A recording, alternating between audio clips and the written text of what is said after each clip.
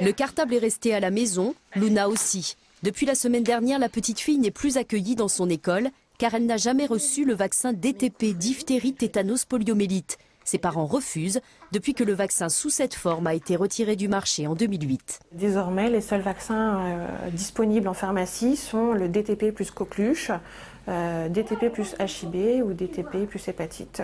Et ça, vous dites non? Et ça, nous, on a dit non parce qu'il comporte des valences non obligatoires, avec encore plus d'adjuvants forcément, donc plus dangereux pour nos enfants.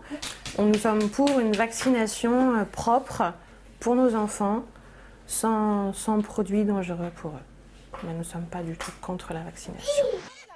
Mais sans DTP, pas de vie en collectivité pour un enfant. Car ce vaccin est obligatoire, c'est d'ailleurs le seul. Et pour le Code de santé publique, peu importe s'il n'existe plus qu'associé à d'autres maladies.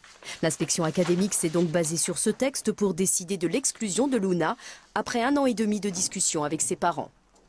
Comme cela a été dit à monsieur et à madame, voilà, il revient de se mettre en conformité vis-à-vis de la loi pour que effectivement cette petite fille puisse le plus rapidement possible, et c'est notre souhait, voilà, clairement, le plus rapidement possible retrouver ses camarades et retrouver une scolarisation au milieu ordinaire. Si en l'état actuel des choses, le refus de vaccination voilà, est de nouveau affirmé, voilà, nous ne pourrons pas accueillir cette petite fille demain.